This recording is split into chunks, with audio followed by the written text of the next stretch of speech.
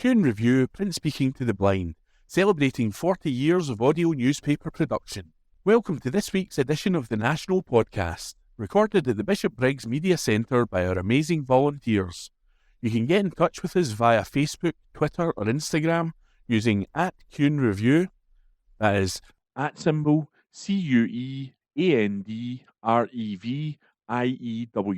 You can also contact us directly by emailing information@kuhnreview.com. That is INFORMATION @CuendReview.com, or by calling 0141 772 3976. That's 0141 772 3976. From the National, Friday the 30th of May 2025, from the news section. Gaza's ceasefire talks continue as Hamas reviews proposals. Article written by Lucy Jackson. Ceasefire talks between Israel and Hamas remain underway as Israel issued forced displacement orders for 5 more areas in Gaza. The plan, put forward by the US, includes a 60-day ceasefire, the release of 28 Israeli hostages within the first week in exchange for the 1,236 Palestinian hostages and the remains of 180 dead Palestinians. The deal also includes sending humanitarian aid into Gaza to be delivered by the UN, Red Crescent and other agencies, as well as Israel ceasing all military operations in Gaza as soon as the truce takes effect. Israel said it has agreed to the proposal, while Hamas has said it does not satisfy the group's core demands, including guarantees that the temporary truce will lead to a permanent ceasefire. A senior official said Hamas was reviewing the plan and would be in touch with mediators in due course. It comes as Israel issued forced displacement orders for 5 more areas in North Gaza. The Israeli Army's Arabic language spokesperson said on Twitter, X, that Palestinians in the Atatra, Jabalia al-Balad, Sujaya, Daraj and Zaytun areas of Gaza must leave immediately and move west. Israel has been systematically clearing out parts of the Gaza Strip with forced displacement orders, pushing the Palestinian population into smaller and smaller areas of the enclave. Earlier this month, the Israeli government approved plans to capture the entire Gaza Strip and remain in the territory for an unspecified amount of time. And on Thursday, Israel said it plans to establish 22 new illegal settlements in the occupied West Bank. Israel has already built over 100 settlements across the territory that are home to some 500,000 settlers. The settlements range from smaller hilltop outposts to fully developed communities with blocks of flats, shopping centres, factories and public parks. Settlements have been widely condemned by the international community as illegal, with the UK government announcing sanctions last week on 3 people and 4 organisations in the settler movement. That article was written by Lucy Jackson and read to you by Elizabeth. From the National, Friday the 30th of May 2025, from the news section. Japanese ambassador meets John Swinney in Scotland visit. Article written by Lucy Jackson. The Japanese ambassador to the UK has met with John Swinney during his visit to Scotland.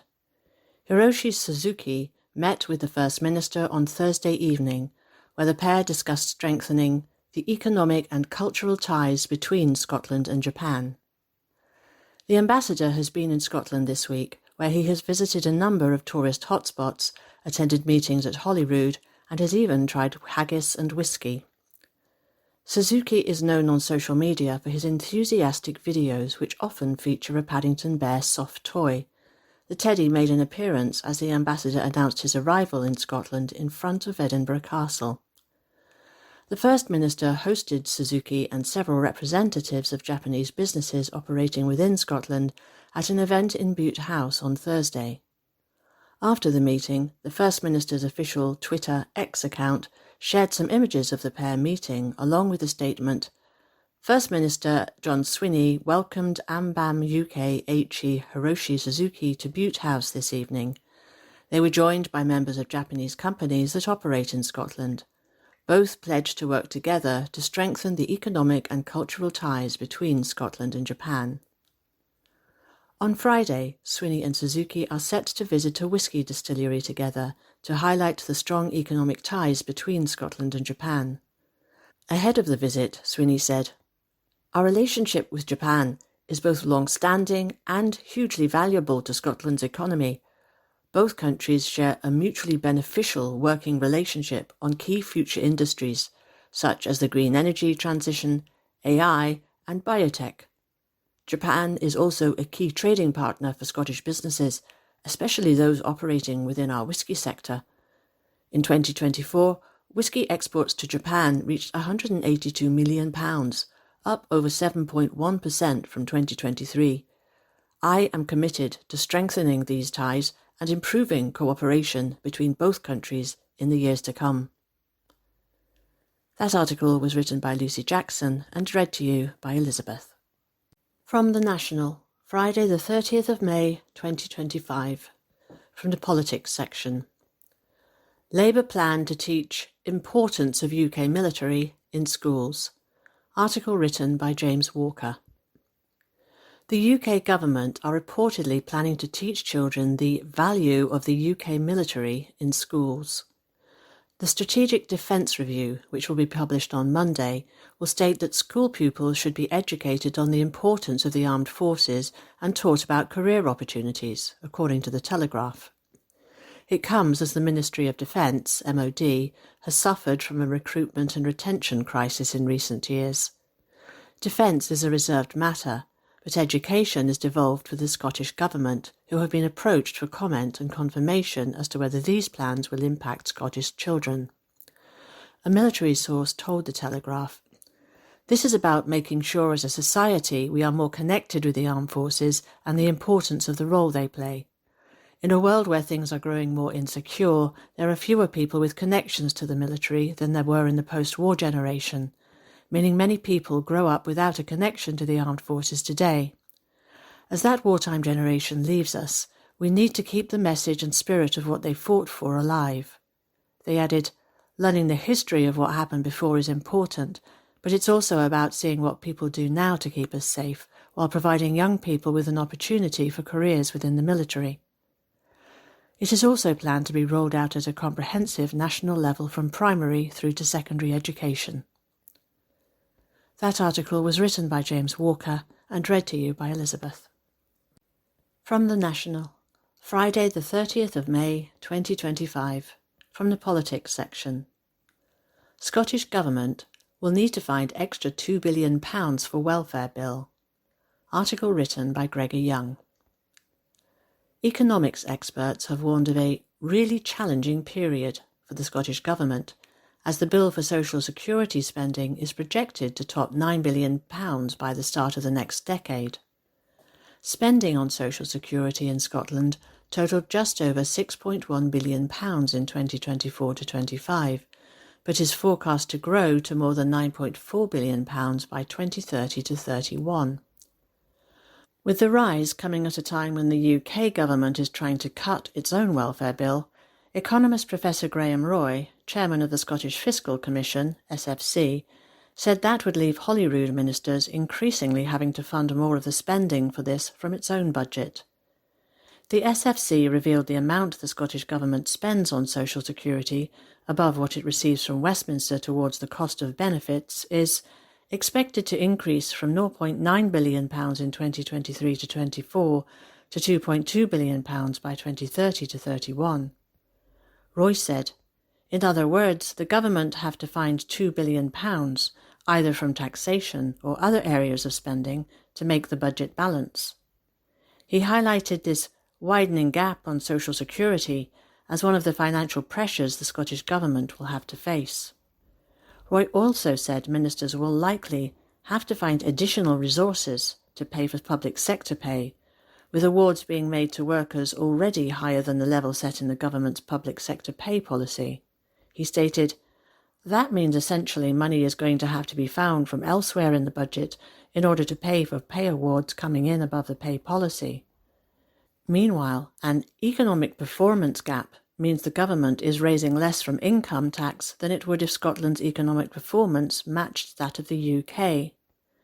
The SFC found that Scotland's different policies on income tax should raise just over £1.67 billion this year, but its report said the actual projected income tax net position in 2025 to 26 is £606 million. As a result, Roy noted there was a performance gap of about £1 billion. He added, "That is an additional £1 billion that is being foregone within the overall funding of the Scottish budget because of that relatively weaker economic performance." Roy noted that overall the funding to the Scottish Government continues to increase, but he said, once you take into consideration things like social security commitments, when you take into consideration pay awards running ahead of the pay policy, when you take into consideration things like the national insurance increase and the general pressure we are seeing on public service delivery, while funding is going up, the spending pressures are continuing to go up at the same rate. So the government is continuing to work in a situation where they have really quite limited fiscal headroom to manage the pressures that they face. He added, funding is going up, but once you start to look at some of the commitments the government have made, it is going to be a really challenging period for the short and medium term. Finance Secretary Shota Robeson said their report recognises the challenging financial environment that Scotland continues to face as a result of global uncertainty and higher inflation.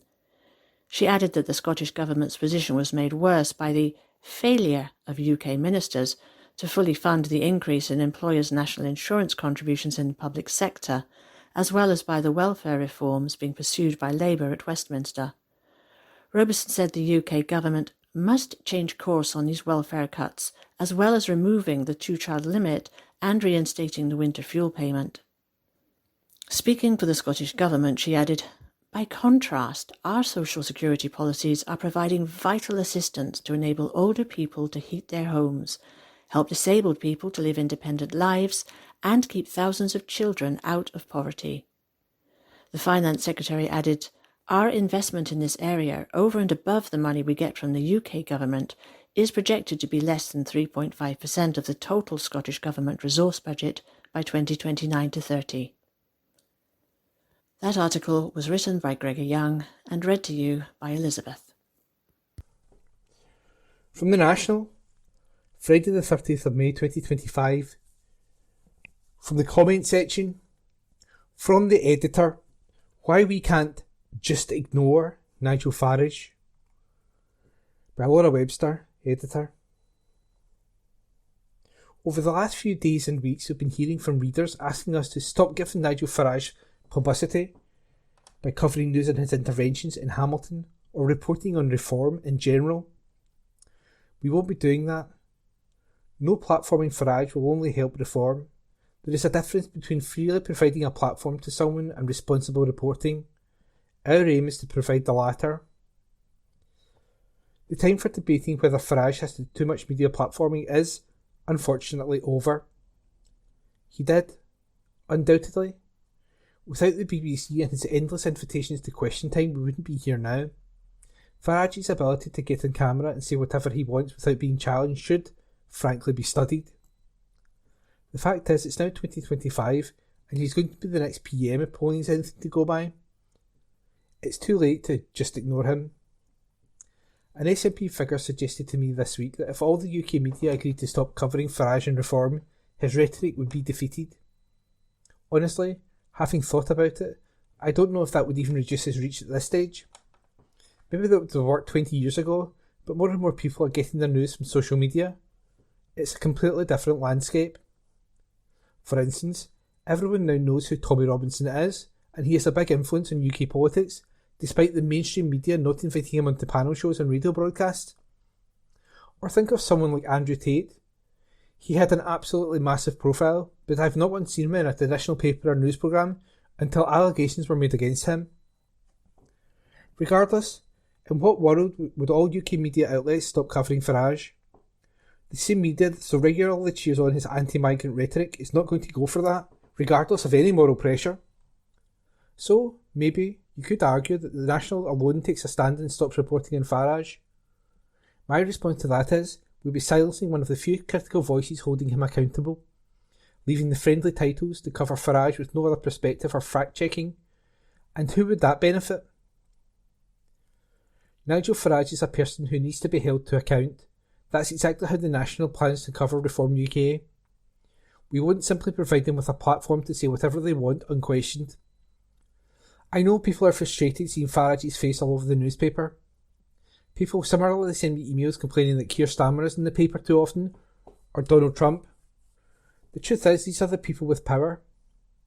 Putting our fingers in our ears and singing la la la instead of being informed about their actions and the following consequences doesn't actually stop them, as much as it might provide a false sense of relief.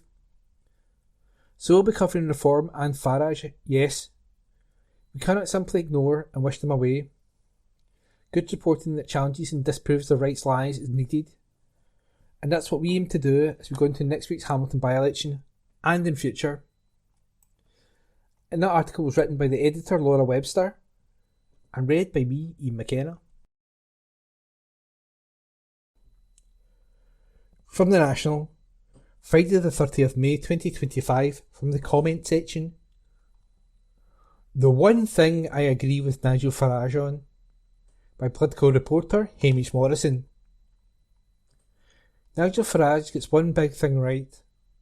No, it isn't his pledge to reintroduce the winter fuel payment or to scrap the two-child cap. Just look at how he did exclude immigrants in the latter instance to see how opportunistic his announcement was this week. It's something more fundamental and something that many of his opponents struggle to comprehend. It is his belief, or his professed belief, in politics. Keir Starmer doesn't believe in politics. He believes in opinion polls, focus groups, and most of all, he believes whatever Morgan McSweeney tells him to believe. A particularly embarrassing moment for the Prime Minister came this week when he was challenged on his lack of appeal compared with Farage and asked whether that had anything to do with the propensity to reach for talking points and avoid questions. Starmer responded by reaching for a talking point and avoiding the question. A few years ago, Starmer believed that a woman could have a penis. Now he doesn't. He once believed that Labour should spend £28 billion a year on renewables. Then he didn't. He once held up Jeremy Corbyn as a friend. Then they were simply colleagues. I could go on. When I say that Farage believes in politics, I don't mean that he's even all that consistent.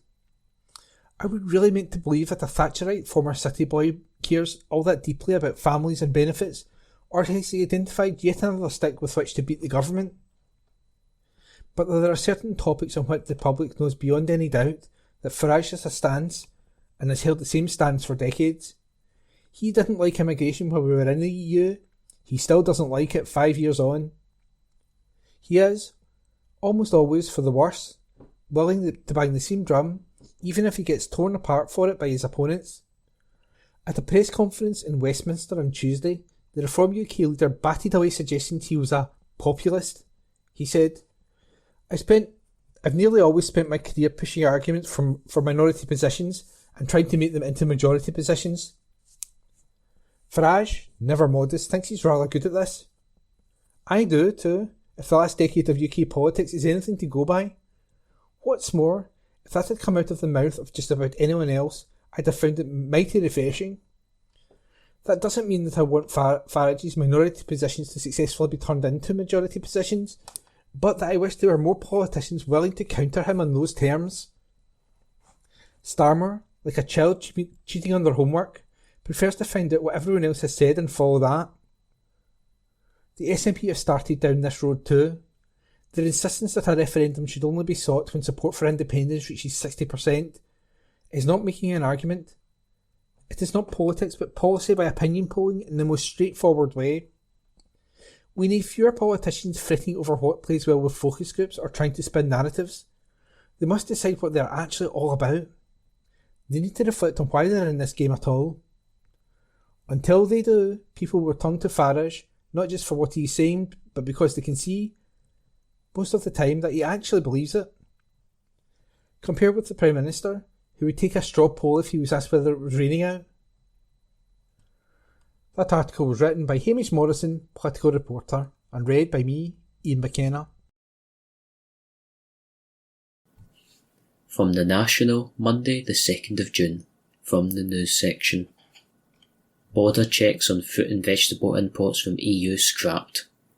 Article by James Walker.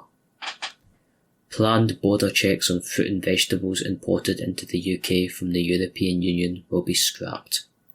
The UK government has said Keir Starmer's Brexit reset deal will stop the proposed controls coming into force on July 1st. The produce sector has suggested that halting the plans will save businesses around £200 million of additional supply chain costs. Bosses had warned this could add to inflation, put pressure on food supply chains, and threaten the future of businesses. The new SPS, sanitary and phytosanitary, deal with the EU will eliminate the routine border checks for food exports and imports on certain products. The UK government said impending checks on the medium-risk fruit and vegetables such as tomatoes, grapes, plums, cherries, peaches and peppers will now not be introduced.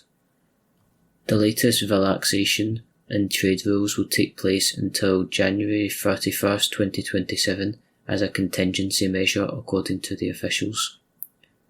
Biosecurity Minister Baroness Hayman said, "This government's EU deal will make food cheaper, slash bureaucracy, and remove cumbersome border controls for businesses.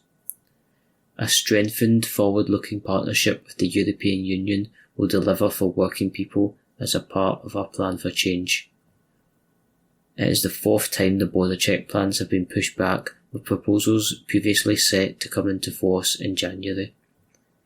The checks on fruit and vegetables were the latest phase of the government's border targeting operation model, which introduced checks on animal and plant products last year. And that article was written by James Walker and read by me, Aaron. From the National, Monday the 2nd of June, from the news section. Families of 1994 Chinook crash victims to sue MOD after 29 died. Article by Laura Pollock. The families of those killed in the Chinook helicopter crash on the Mull of Kintyre in 1994 have said they are beginning legal action against the Military Defence (MOD) for not ordering a public inquiry. They want a High Court judge to be able to review information which they said was not introduced in previous investigations, and which they believe will shed new light on the airworthiness of the helicopter. RAF Chinook ZD-576 was carrying 25 British intelligence personnel from RAF Aldergrove in Northern Ireland to a conference at Fort George near Inverness when it crashed in foggy weather on June 2nd, 1994. All 25 passengers, made up of personnel from MI5, the Royal Ulster Constabulary and British Army, were killed, along with the helicopter's 4 crew members. The families of the victims, who have coalesced into Chinook Justice Campaign, said failing to order a public inquiry is a breach of the UK government's human rights obligations. In a letter to the government 31 years after the crash, the group said the investigations conducted to date, whether considered individually or in combination, have failed to discharge the investigative duty. They have also called for the release of documents which were sealed at the time of the crash for 100 years, something revealed in a BBC documentary last year. Solicitor Mark Stevens, who was representing the families, said, "In this case, the families of those who were killed have seen more than enough evidence to convince them, and us, that there was a failure of the MOD to apply appropriate safeguards in order to protect the passengers and crew. In fact, they were put on board an aircraft that was known to be positively dangerous and never should have taken off. That is why we are seeking a judicial review into the government's failure to hold a public inquiry, which the families have sought for more than a year."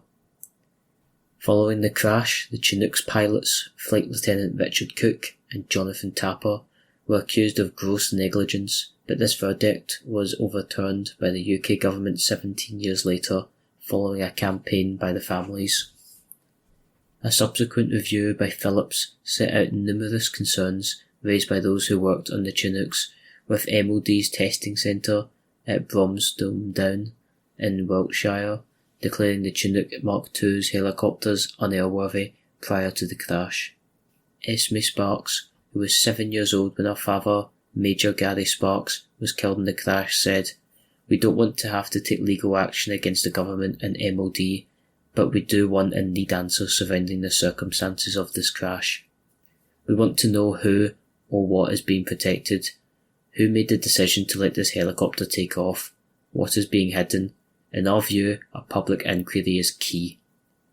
Andy Tobias, who was 8 when his father, Lieutenant Colonel John Tobias, aged 41, was killed, said, "It's clear to me that a complete lack of duty of care was given to those passengers because they got on a Chinook that wasn't fit for flight. And really, the government needs to show their duty of candour and really be open and transparent about what's in those documents and give us the opportunity to really understand anything that's in them that could give us more answers about what happened." The MOD said the records held in the National Archives contained personal information, and early release of those documents would breach their data protection rights. An MOD spokesperson said, "The Mull of Kintyre crash was a tragic accident, and our thoughts and sympathies remain with the families, friends and colleagues of all who died." And that article was written by Laura Pollock and read by me, Aaron. From the National, Tuesday the 3rd of June 2025, from the news section. 27 Palestinians killed by Israel while waiting for aid distribution. Article written by James Walker. At least 27 Palestinians have been killed by Israel while waiting for aid to be distributed. They were killed in the Rafah area of southern Gaza early on Tuesday, according to Gaza's health ministry. Meanwhile, more than 90 people are reported to be injured, with some of the wounded in a serious condition. The Israeli military, IDF, said it had fired shots about half a kilometre from the aid distribution site of the US-backed Gaza Humanitarian Foundation, GHF, adding that people were moving towards its forces in a way that posed a threat to them. The United Nations and major aid groups have rejected the Foundation's new system for aid distribution. They say it violates humanitarian principles and cannot meet mounting needs in the territory of roughly 2 million people, where experts have warned of famine because of an Israeli blockade that was only slightly eased last month. In a separate incident on Monday, an Israeli strike on a residential building in northern Gaza killed 14 people, according to health officials. The Shifa and Al-Hali hospitals confirmed the toll from the strike in the built-up Jabalia refugee camp, saying 5 women and 7 children were among those killed. The military said it had struck terror targets across northern Gaza, without elaborating. Israel says it only targets militants and tries to avoid harming civilians. It blames civilian deaths on Hamas because the militant group is entrenched in populated areas. A Red Cross field hospital received 50 wounded people, including 2 declared dead on arrival. After the shooting in southern Gaza, according to Hisham Mana, a Red Cross spokesman. He said most had gunfire and shrapnel wounds. Nasser Hospital in the city of Khan Yunis said it received a 3rd body. On Sunday, at least 31 people were killed and more than 170 wounded, as large crowds headed towards the aid site, according to local health officials, aid groups and several witnesses. The witnesses said Israeli forces opened fire on the crowds after ordering them to disperse and come back when the distribution site opened. And that article was written by James Walker. From the National, Tuesday the 3rd of June 2025, from the news section. Edinburgh Fringe 2025 programme launches with 3,350 shows across 265 venues. This article was written by Lucy Jackson.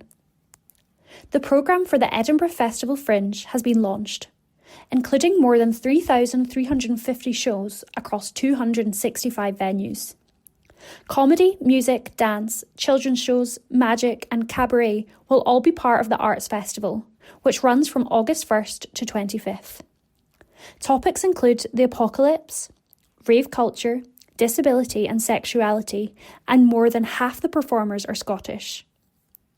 A total of 3,352 shows are included on the lineup, including at new venues such as Hibernian Football Club's Easter Road Stadium. Portobello Town Hall will also host acts for the first time, including a mini festival to celebrate Palestinian art and culture. Welcome to the Fringe, Palestine. There are 325 free shows and 529 pay-what-you-can shows, and accommodation has been provided by several universities to make the Fringe more accessible to performers. Some 923 shows are from Scotland, predominantly from Edinburgh, with 657 acts represented compared to 1,392 from the rest of the UK nations, while a total of 54 non-British nationalities are on the lineup. Easter Road Stadium will host 2 shows, Dropped by former Chelsea FC trainee Alfie Kane, recalling dashed aspirations and the darkness and pressures of football, as well as Frankie Mac Showman, The Next Stage, the Leith San Siro, described as a high-energy, show-stopping night of swing, rock and roll and modern classics. Alice Hawkins, working-class suffragette at the Arthur Conan Doyle Centre, explores a family connection with the campaign for democracy, while Vote the musical at Paradise Green takes a gripping look at the suffragettes, exploring activism and personal sacrifice according to promoters. Jenna Stone's play Happy Ending Street at Leith Arches tells a story about 3 Scottish sex workers dreaming of escaping from their way of life. Tony Lancaster, Chief Executive of the Edinburgh Festival Fringe Society, said, "Programme launch is such an exciting moment for everyone involved making the Fringe happen. Thank you to all the Fringe makers, the artists, venues, workers, producers, technicians, promoters, support staff and audiences that bring their unmatched, exceptional energy to Edinburgh in August. This year's Fringe programme is filled with every kind of performance. So whether you're excited for theatre or circus, or the best of comedy, music, dance, children's shows, magic or cabaret, get ready to dare to discover this August. Jump right in, book your favourites, shows that intrigue you and take a chance on something new." And that article was written by Lucy Jackson. From The National, Tuesday the 3rd of June 2025, from the news section. Glasgow subway staff to strike during Punk All Dayer Festival. Article written by Lucy Jackson. More than 100 Glasgow subway workers are set to go on strike later this month after saying they feel devalued and ignored. Trade union Unite said staff employed at the city's Strathclyde Partnership for Transport, SPT, subway, had voted by 97.5% in favour of industrial action amid a dispute over pay and working conditions. A series of 24-hour stoppages have been planned on June 21st, 25th, 27th and 28th, while an overtime ban will be in place from June 13th. The union warned that chronic understaffing has led to the subway system struggling, with train drivers and station staff often working up to 10 hours over their contract of 39 hours per week. Unite said that SPT has not made any improvements and that staff are frequently called into work additional shifts at short notice. The subway system will be closed on the day of the Punk All Dayer Festival in Bellahouston Park on June 21st, which features acts like the Sex Pistols, Sting, Simple Minds and Stereophonics. Unite General Secretary Sharon Graham said, "Unite's Glasgow Subway members' membership feel totally devalued and ignored. We will not tolerate our members being exhausted and underpaid. The subway system is running on empty." SPT has had every opportunity to resolve the chronic issues that have resulted in this dispute, but have chosen not to act. Andrew Brown, Unite Industrial Officer, said, "The strike action will cause major disruption across the subway system, but this is entirely the fault of SPT's management, which has continuously ignored the workers' concerns about being overstretched and understaffed." SPT said it is disappointed workers have resorted to striking, but maintained it will work with the union to resolve any issues. Director of Transport Operations Richard Robinson said, "We have been notified by the Unite the Union that it intends to ask its members to take strike action on June 21st, 25th, 27th and 28th. SPT is currently looking at what this means for services on those days. While we are disappointed that Unite has chosen to take this action, while we are still in active discussions, SPT remains committed to working with Unite to resolve all issues as we plan for future working arrangements for the subway." And that article was written by Lucy Jackson. From The National, Tuesday the 3rd of June 2025, from the news section. Loganair launches summer flights to Cornwall from Scottish Airport. Article written by Laura Pollock. Loganair has marked the start of a new summer service, offering Scots a direct route to Cornwall. The inaugural flight took off on Sunday, May 25th, kicking off a seasonal service that will run twice weekly on Thursdays and Sundays, throughout the summer between Glasgow and Newquay. The new connection opens one of the UK's most visited regions, renowned for its beaches, surfing hotspots, coastal trails and world-famous attractions nearby, such as the Eden Project and St Ives. For travellers from Cornwall, the route offers a convenient gateway to explore Scotland's largest city. How much are the Glasgow to Cornwall flights? Fares start from £89.99, one way. Passengers with a 21 kilogram luggage allowance, including 15 kg hold and 6 kg cabin baggage. Flights depart Glasgow at 10:50, landing in Newquay at 12:30, with the return leg leaving Newquay at 1 p.m. and arriving back in Glasgow by 2:40. The launch of the Glasgow-Newquay route follows increased demand for UK domestic holidays. Luke Lovegrove, Chief Commercial Officer at Loganair, said, "We're pleased to be serving this exciting route for our summer schedule, linking Glasgow and Newquay, bringing two vibrant regions closer together just in time for the summer season. We have been pleasantly surprised by the strength of demand on this route, which bodes well for the future development of it, and we look forward to working closely with both Glasgow and Newquay airports to unlock its potential." Jonathan Ford, Portfolio Manager at AGS Airport, said, "We are delighted to see Loganair, Glasgow's home airline, expand its network with the reinstatement of the popular Glasgow to Newquay route. This key leisure service offers a fantastic opportunity for travellers from Western Scotland to explore one of the UK's most stunning holiday destinations. With the addition of Newquay, Glasgow will be connected to 9 destinations in England this summer. This development underscores our ongoing commitment to providing passengers with a diverse range of direct services across the UK, serving passengers looking for both business connections and leisure activities." And that article was written by Laura Pollock. From The National, Tuesday the 3rd of June 2025, from the Politics section. SNP ministers threw out Bannockburn racetrack development. Article written by Xander Eliards. Proposals for a horse racing track on the Bannockburn battlefield have been thrown out by SNP ministers. The decision comes despite a Scottish Government reporter having recommended that the plans for the trotting track be approved. A decision statement published by the Planning and Environmental Appeals Division, DPEA, said, "The reporter recommended that planning permission should be granted subject to conditions. The Scottish ministers have carefully considered all of the evidence presented and the reporter's findings and conclusions in the report. The Scottish ministers disagree with the reporter's recommendation, as explained in this decision letter, and refuse planning permission for the proposed development. The site is where, in June 1314, Robert the Bruce and his Scottish army famously defeated English troops led by King Edward II. Ministers argued the site lies in one of the last undeveloped areas of the battlefield, with important landscape features that contribute to public understanding of the 1314 conflict. They also found the proposed facility, including a racetrack, bar and takeaway outlet, would introduce urbanisation that harms views from the battlefield's rotunda and disrupts the visitor experience.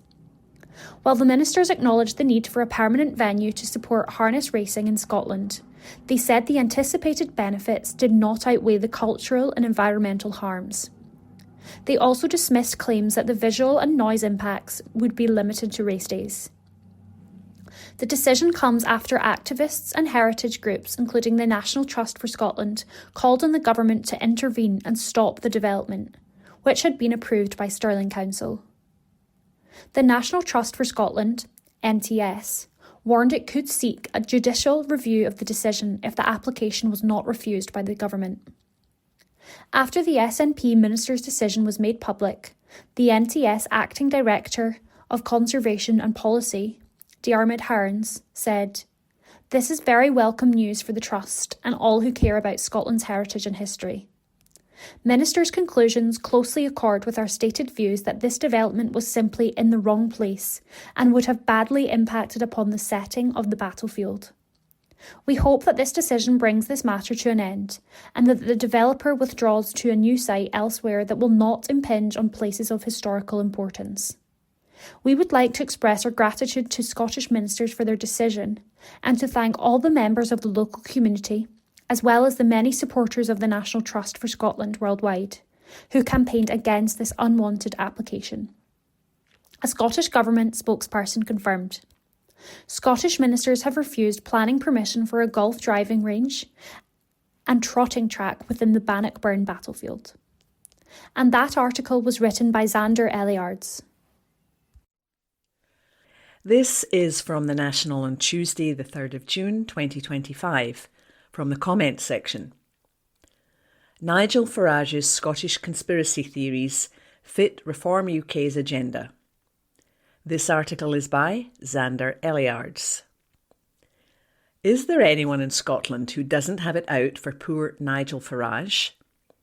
To listen to the Reform UK leader tell it, the entire country is engaged in a far-reaching conspiracy against him. The shadowy fingers of this conspiracy first pulled the strings in Aberdeen on Monday, at an event which saw Farage take issue with Scotland's media, and the Herald in particular. They had, the Reform UK leader insisted, been involved with the anti-racism protesters outside his press conference. Farage claimed that Reform UK had only told Scotland's press of the location, so protesters must have found it out through one of you. He doubled down on this on Tuesday, simultaneously expanding the conspiracy to claim that the Herald colluded with protesters with the deliberate intention of trying to provoke violence. This garbled interpretation of events is transparently intended to whip up hysteria against the media, but it ignores several key facts. Firstly, campaign groups such as Stand Up to Racism, which organised the anti-Farage Aberdeen protest, use well-known methods to gather information. Hoping for a leak from the media isn't one of them. Secondly, it can't possibly have only been the media who knew about the location of the Aberdeen press conference. For starters, the venue had to be aware, and Reform had clearly informed a raft of supporters, such as the Tory defector Duncan Massey, whose office obviously knew. Then there's the police, who had officers on site. If Reform didn't tell them where to be, who did? I am not aping Farage here and pointing fingers for an imagined leak, but simply highlighting that his so-called evidence for this anti-media conspiracy theory is full of holes. Reform went on to undermine their own shaky claims after protesters also turned out to demonstrate against Farage in Hamilton. This one saw Farage cower and hide rather than face activists, leaving members of the press waiting in a car park for an event Reform had organised and then surreptitiously cancelled. Speaking to Politico, Farage's allies in Reform UK claimed he had only dodged a large-scale protest, which they claimed had been organised by the SNP. So, Reform UK's version of events is that the media conspired to see protesters meet him in Aberdeen, and the SNP then arranged for protesters to greet him in Hamilton. This is perhaps a time to deploy Occam Razor, which says the simplest explanation is likely the correct one. Is it more likely that the Scottish media, anti-racism campaign groups, and SNP all conspired together to organise protests against Farage wherever he visited in Scotland? Or is it that the Scottish public organically decide to protest against racist populism without the need for some grand puppet master pulling the strings? In the world of Reform UK, the establishment stitch-up is the better option, so it is the one they will promote, regardless of the facts. Far-right conspiracies are, after all, well in Farage's wheelhouse. Just look at how Farage's party have campaigned in the Hamilton by-election, using race-baiting adverts and false quotes to try and convince people that Labour MSP Anas Sarwar is more loyal to Pakistan than to Scotland. And it didn't stop there. On Monday, Farage falsely claimed that Sarwar had said, "We are the South Asian community. We are going to take over the country and take over the world." Let's call that what it is. Racially charged rhetoric calculated to stoke division and distrust. Is it any wonder that a grand conspiracy isn't needed to organise protests against that? And that article was written by Xander Elliards and read by Lynn McNeil. This is from The National on Tuesday the 3rd of June 2025 from the comments section. Ash Regan's gaffe has revealed the sorry state of politicians. This article is by Steph Payton. It's old hat by this point to declare contemporary politics beyond satire, but then a comment comes along of such absurdity that we're briefly reminded of the boiling water we've all grown accustomed to sitting in. Enter Alba MSP Ash Regan, former SNP MSP and leadership candidate turned party reject. In an interview with the Herald over the weekend, Regan promoted her new bill that seeks to criminalise the buying of sex in Scotland while decriminalising sex workers. However, this approach to sex work, also known as the Nordic model, is known for forcing sex workers into even more precarious working conditions. A 2016 Amnesty International report found that the Nordic model laws caused sex workers to face the ongoing risk of police harassment, client violence, discrimination, eviction, and exploitation. But when asked if she believed that following the flawed Nordic model would effectively push sex workers into an unregulated underground system, Regan responded in disbelief. "You cannot possibly drive prostitution underground," she asserted, because if you had a lot of women in underground cellars with a locked door, how would the punters get to them? When I read this, I'll admit I didn't immediately grasp what had been said for a moment. To believe that driving sex work underground meant, quite literally, putting women in subterranean cages was, to me, so far from how any reasonable person would interpret that question that I actively needed to pause and think. And then it was funny, deeply funny. Just another reminder of how poorly Scotland's political class is serving its people in the cosmic horror show of contemporary Britain. Then it got a lot less funny, because Regan is an example of just how far an incompetent politician can get by exploiting fears against a minority group. Okay, it's actually still pretty funny, but it's one heck of a red flag for anyone labouring under the illusion that anti-trans politics equate to feminism. For someone who has painted themselves as a champion of women to be so unfamiliar with the feminist principle of harm reduction that they would take such a question literally, you could interpret that as a mark of someone who has only learned to cloak themselves in the colours of feminism for their own benefit. You cannot stop sex work by criminalising it, just as you cannot stop drug use or abortion or gender transition by legal means. For as long as the material conditions remain that lead people to sex work, such as economic insecurity or the threat of homelessness, then sex work will continue, but in far less safe conditions for the women who do that work. The idea of harm reduction is that we must recognise that material reality and work to make it as safe as possible for sex workers while we focus on the actual issues that press people into going into sex work in the first place. This is not a new idea, and Reagan's ignorance to it is revealing. In the Herald interview, Reagan was charitably given another chance to respond to the question, this time without such challenging idioms as being driven underground.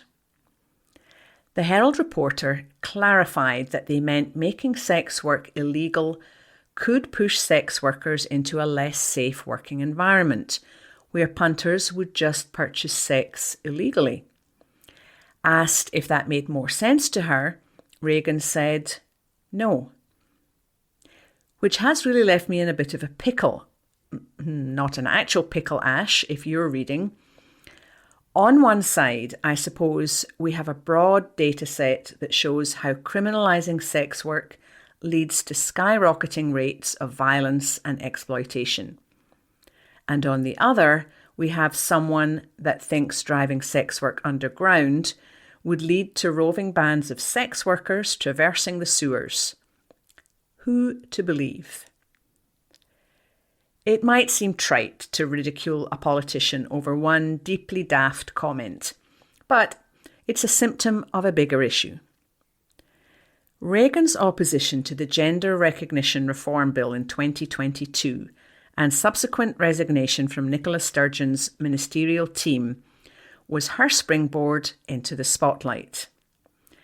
And like every other grifter screaming about being cancelled from the front pages of major newspapers and the guest panels of national broadcast shows alike, Reagan soon fashioned herself a silenced hero, bravely taking on a trans rights movement that was out of control. And that was really all people needed to know about Reagan to start treating her like a very serious contender at Holyrood.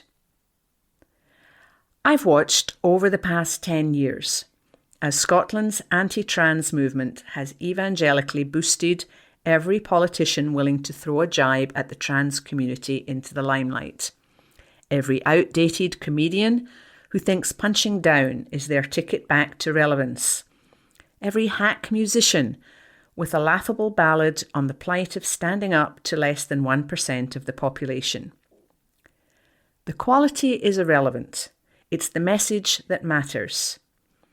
I've watched for a decade as the gender-critical community has uncritically boosted the far right, anti-abortion activists and anti-feminists into the forefront of their campaigns over and over again. Perhaps why supposedly liberal transphobes seem to keep finding themselves shoulder to shoulder with Nazis at their rallies. The problem with electing someone off the back of one issue, and one issue alone, is you'll never really be sure what the next thing out their mouth will be. And that article was written by Steph Payton and read by Lynn McNeil. The National News on Wednesday the 4th of June. All jobs lost as liquidators are appointed to a Dundee travel firm. An article written by Alistair Ferguson. All jobs have been lost at a Dundee-based private hire and school bus firm as liquidators have been appointed after it closed out of the blue. James Dewar and Alistair McAlinden from Interpath were appointed as joint provisional liquidators to Fishers Tours Limited on Friday, after the transport firm ceased operating in May after more than 20 years in business. The Dundee-based private hire coach company provided short and long-distance travel across the country, along with several long-standing contracts with local councils, including transportation agreements to take pupils to and from schools in Dundee and Angus. The collapse of Fishers Tours has left Dundee City Council and Angus Council having to make alternative arrangements for school transport for hundreds of pupils. The firm employed 27 people and operated from Mid-Craigie Industrial Estate with a fleet of 18 coaches. Last week, Fishers Tours listed 10 of its coaches on the auction website Sweeney Kincaid. Administrators said that the business faced financial challenges in recent months amid rising costs, but operated with fixed-priced customer contracts. Fishers Tours ceased trading on Friday the 23rd of May, and all staff were made redundant upon the appointment of the liquidators. All services, including pre-booked hires, group travel and music event travel, have been cancelled. Customers with bookings have been advised to seek alternative travel arrangements, while those who have paid deposits have also been advised to speak to their bank or credit card provider. Alistair McAlinden said, Fishers Tours has been a core part of the local transport network in the Dundee City and Angus region for more than 2 decades, and we recognise the devastating impact the closure of this business will have on staff, customers and the wider community. Regrettably, all bookings and services have been cancelled, and customers are advised to seek alternative arrangements and to engage with their bank or credit card provider if a deposit has been paid. As provisional liquidators, our immediate focus is to explore the circumstances of the liquidation and to support affected employees to ensure that they have access to the necessary guidance in making claims to the Redundancy Payments Office. Last month, one employee told the Courier newspaper that the decision was unfair after it was revealed the business had closed suddenly. They said, "This has come completely out of the blue. Everyone was stood on the yard completely shocked. We feel totally helpless." That's more than 20 drivers and mechanics who won't have jobs next week. How is that fair? An article written by Alistair Ferguson. The National News on Wednesday the 4th of June. CalMac confirms a return date for the MV Caledonian Isles ferry. An article written by Neil Smith. Caledonian McBrain has confirmed the return date of the Caledonian Isles ferry just a few days later than recently advertised. The ferry company confirmed on Tuesday that the vessel, which has been out of action since January last year when it went in for its annual service, will now return on Thursday the 12th of June. Until Tuesday, the ageing vessel had been expected back on the 9th of June. The ferry had been undergoing extensive repairs for a year and a half, but will enter dry dock this week for the final stages of the work.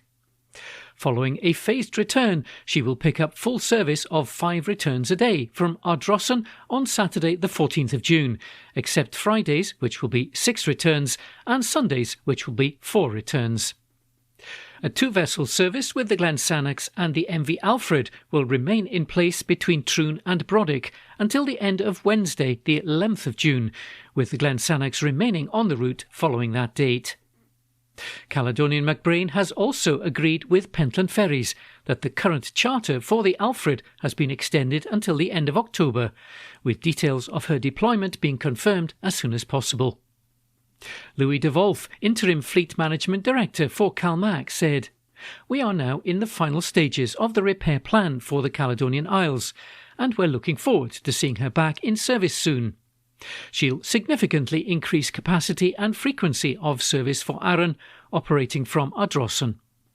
We're looking forward to seeing the vessel back on the water for sea trials from this Sunday, which, given the length of time she's been off service, will be thorough and will include berthing trials at Ardrossan and at Brodick. The extension to the Alfred's charter will give the network much-needed resilience until the end of the summer timetable. Plans for her deployment are being finalised and will be announced soon." Ardrossan Harbour has been left without any ferry service to Arran since January this year, when the MV Isle of Arran was redeployed. An article written by Neil Smith. The National Politics on Wednesday the 4th of June. Mansion tax for £1 million Scottish homes rejected by MSPs. An exclusive article written by Lucy Jackson. Proposals which would have introduced a mansion tax for Scottish property sales have been rejected by MSPs. The Scottish Greens had tabled an amendment to the SNP government's housing bill in order to bring in a new top tax rate for properties which sell for more than £1 million. Currently, Scotland levies a land and buildings transaction tax on residential property sales above £145,000. For homes between £145,000 and £250,000, a 2% rate is paid, which goes up to 5% for properties between £250,000 and £325,000, and 10% for sales worth between £325,000 and £750,000. The current top rate of 12% is charged on properties sold for more than £750,000. The Greens' mansion tax amendment would leave those bands unchanged, but would create a new tax rate of 15% on residential sales worth more than £1 million.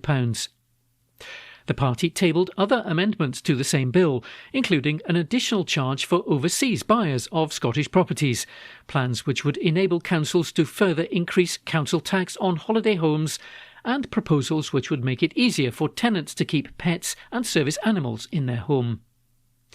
However, on Tuesday the proposal was rejected by SNP, Labour and Conservative members of Holyrood's Local Government and Housing Committee. MSP Ross Greer, who tabled the amendment, told The National that it was disappointing that MSPs had rejected the proposal and that only the very wealthiest people in the country who can afford to pay more would have been impacted by the new tax. The MSP continued, Scotland has enough wealth to end injustices like child poverty tomorrow, but far too much of this money is in the hands of a tiny number of super-rich people and big corporations. Property taxes are important to ensure that the wealthiest people pay their fair share back into our public services. I hope that other MSPs remember that when they next complain about cuts to public services due to a lack of money. The SNP's housing bill is currently at Stage 2, where MSPs are considering amendments. The deadline for the end of Stage 2 proceedings is on the 6th of June, after which an updated version of the bill with approved amendments will be published. Scrutiny of the bill was split between Holyrood's Local Government, Housing and Planning and Social Justice and Social Security committees. An exclusive article written by Lucy Jackson. The National Politics on Wednesday the 4th of June. No confidence vote at a Scottish council after 7 Tory councillors quit. An article written by Lucy Jackson. A Conservative administration at a Scottish council is set to face a vote of no confidence after a number of councillors quit the party.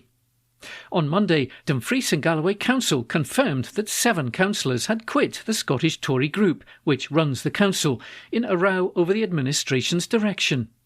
4 of the councillors who quit, Andrew Justy, Chrissy Hill, David Ingalls and Richard Marsh, have now gone on to form a new group called Novantai, while the remaining 3, Ian Carruthers, Karen Carruthers and Andrew Wood, have formed a separate independent group. The move means that the Scottish Conservative group has shrunk to just 9 members, whilst there are 11 SNP members, 8 Scottish Labour, 1 Scottish Lib Dem and 14 independent. A vote of no confidence in the administration has been confirmed for the 16th of June at 2 p.m. The SNP group, now the largest group at the council, submitted the motion and said that the current leadership was weakened, rudderless and unable to govern. Councillor Katie Hagman, the SNP group's business manager, said, "The Tories no longer have the confidence of this chamber, and more importantly, they no longer have the confidence of the people of Dumfries and Galloway. The resignation of several administration members has laid bare the dysfunction and instability at the heart of this Conservative administration."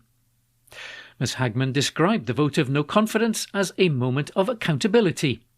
She added, the Conservative administration is collapsing under the weight of its own failures. It's time for a fresh start and a leadership that will put the needs of our communities first. The party said that their motion had received backing from other groups at the council. The council's current leader, Gail McGregor, said that she would love to continue in the role. The Scottish Conservative councillor told ITV Border News, under my leadership for the past 2 years, I've managed to steer a very steady ship with support from across the parties and having to make some compromises. Going forward in the next 2 weeks, I don't know what will happen. I'd like to assure people that my heart is always in delivering for the region and creating that stability. This is a chink in the road that I didn't expect. The name of the breakaway group of councillors who left the Tories, the Novantai, appears to be taken from the name of an Iron Age people who lived in southwestern Scotland and were recorded in Ptolemy's Geography. An article written by Lucy Jackson. The National, on Wednesday the 4th of June. Opinion. Gazans are paying the price for Israel's military failure. A column written by Neil Asherson. Sunday's atrocity in Gaza, with Israeli tanks opening fire on crowds seeking food, seems to confirm the world's view of the Israel Defense Forces as a brutal and invincible army. But it's time to correct that. The lesson of the past 3 years in Gaza is that Israel's war there has been a gross military failure. In reality, Israel's army is incompetent and disorganized. The weakness is in tactics, training and morale, and it's the people of Gaza who are paying for it. The Israel Defense Forces, staggering under the weight of every kind of sub-nuclear weaponry and intelligence on land, air or sea, has been unable to crush a far smaller urban guerrilla force, apparently only using small arms, booby traps and a few rocket launchers. This is partly because the Israelis used the old American tactics of the Second World War. Don't enter a built-up area which might contain enemies, but first bomb it to rubble. The drawback is that this creates a perfect landscape for snipers hiding in the ruins, which is what has happened in Gaza. As the war in Iraq has shown, this is the kind of fighting that advancing soldiers most dread. House-to-house combat in undestroyed streets is less dangerous, but it's a grim routine which requires prolonged training. And the available evidence suggests that the basic training of Israeli recruits is astonishingly poor and erratic. Soldiers who commit atrocities are usually frightened soldiers. They're also burned-out soldiers, no longer reliable, who should at once be taken out of action before they do more damage. Some of the Israel Defense Forces' crimes against civilians have an element of revenge.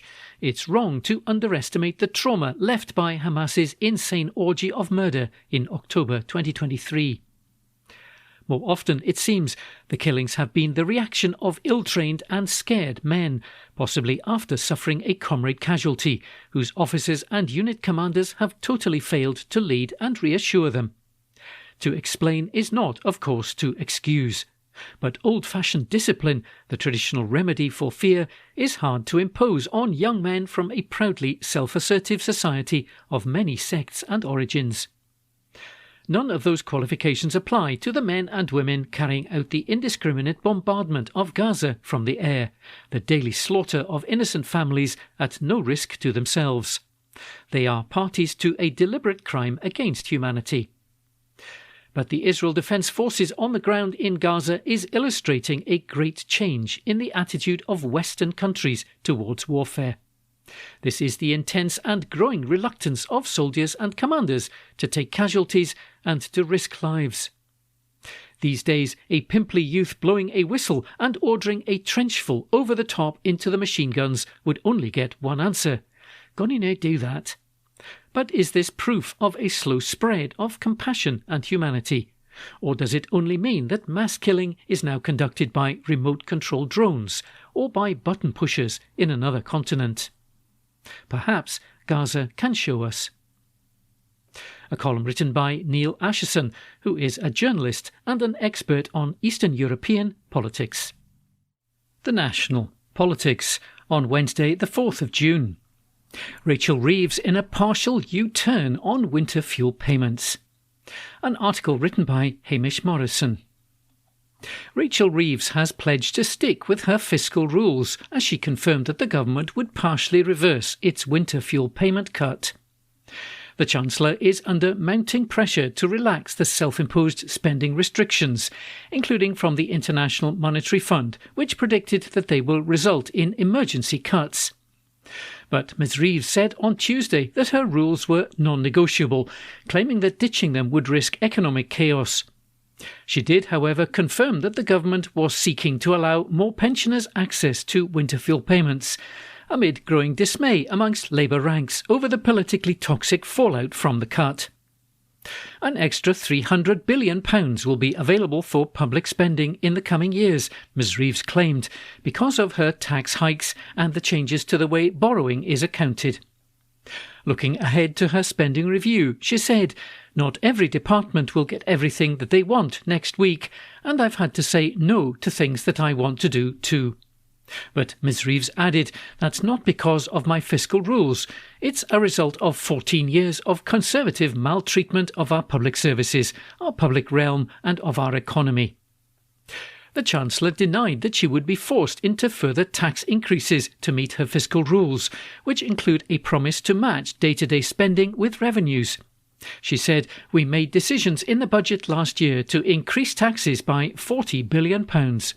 We have absolutely no intention of repeating a budget on that scale again." On winter fuel payments, the Chancellor said, "People should be in no doubt that the means test will increase and more people will get winter fuel payment this winter."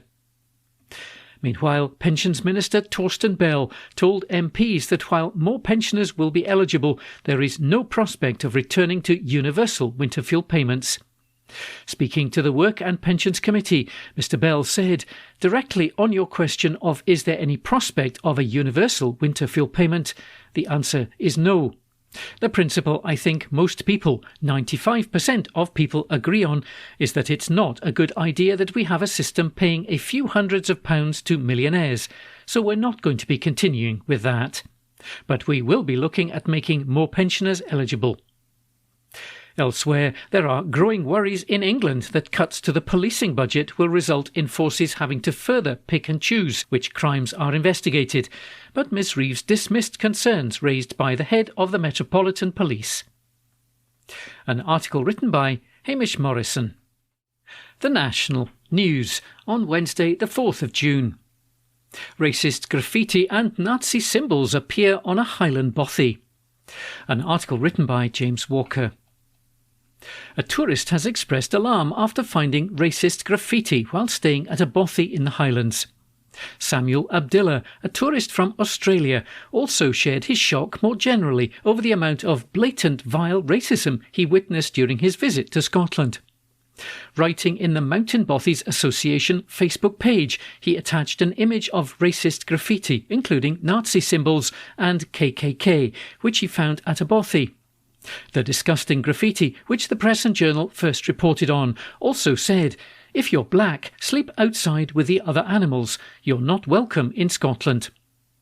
I was pretty shocked to come from overseas to Scotland and see the amount of blatant vile racism that was around the place, Mr Abdillah shared.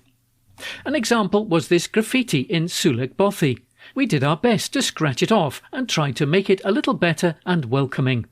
Despite this, we did have a wonderful stay in a beautiful location underneath Mount Sullivan.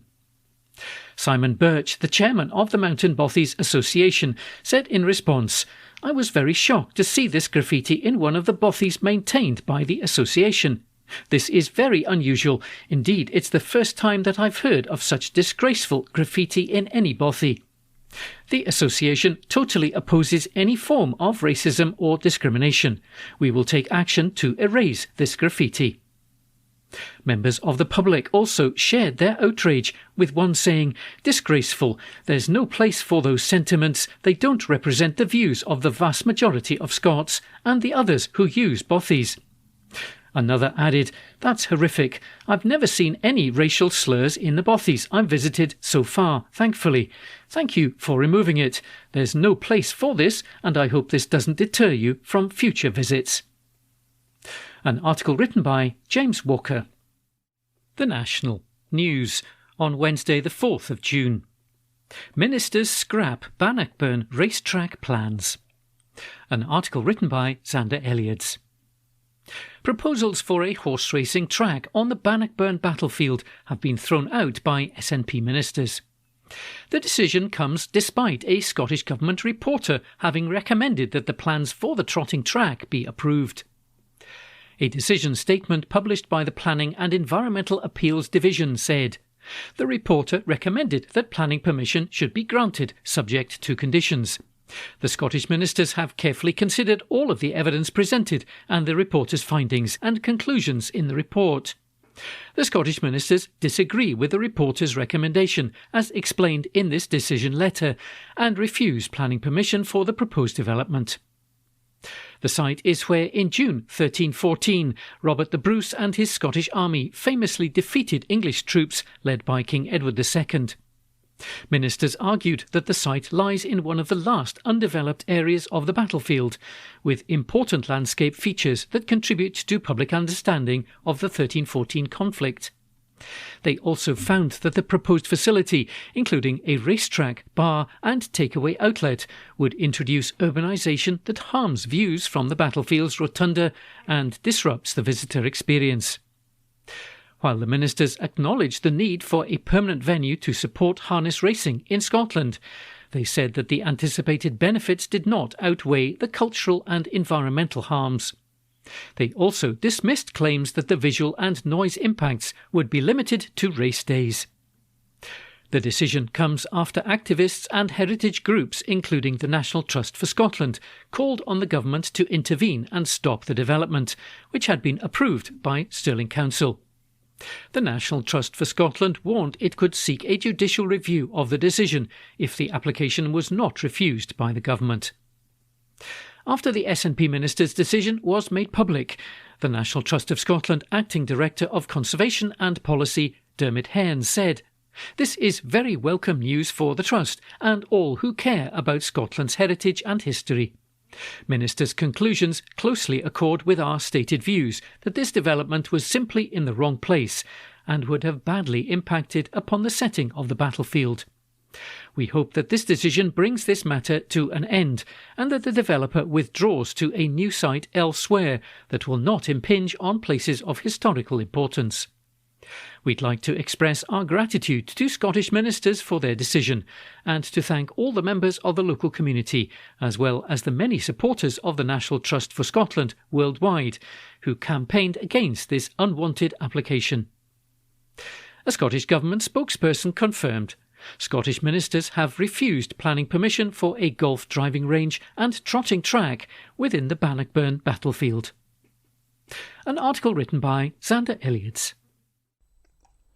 From the National, Wednesday the 4th of June 2025, from the Culture section. 200-year-old Highland Distillery's whisky available first time in US by Alistair Ferguson. A Highland Distillery's single malt whiskies will be available to customers in the United States for the first time in its 200-year-old history.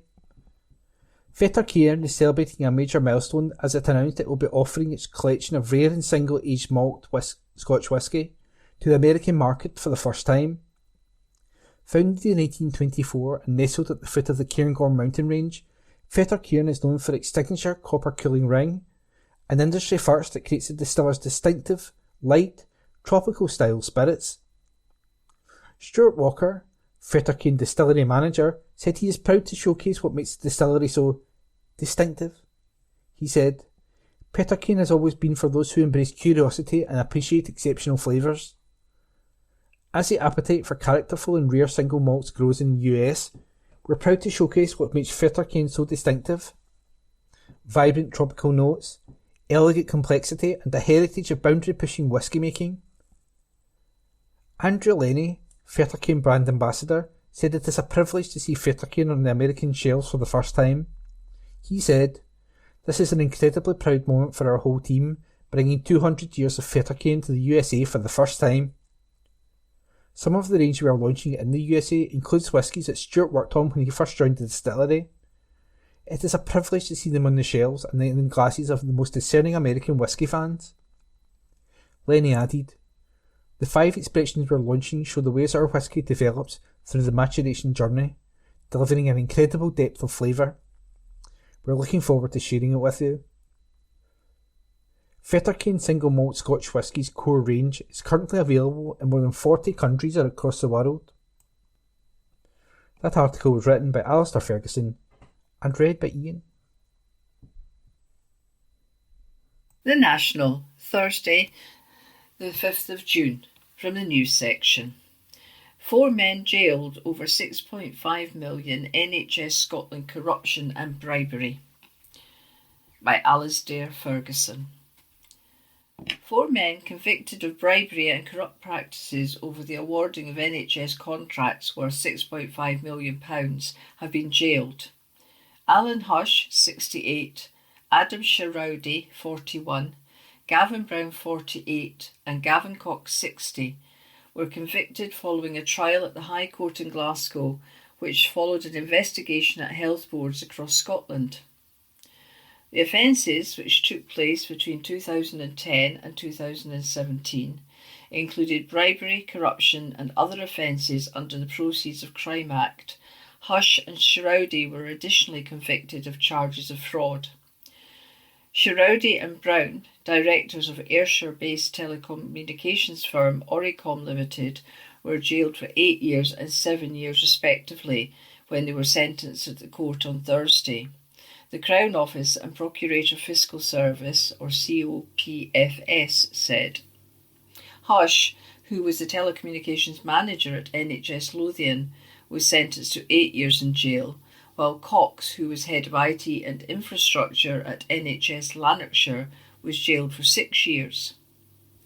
In a sentencing statement later published online, Lord Arthurson said, "The public are entitled to expect that their fellow citizens will not seek to subvert public officials in the diligent exercise of their duties, and public officials in their turn should know that succumbing to bribery will result in the handing down by the court of immediate and significant custodial terms. The reach and character of the corruption, and in particular the corrupt relationships engaged in by all of you, when considered as a whole, was on a grand scale."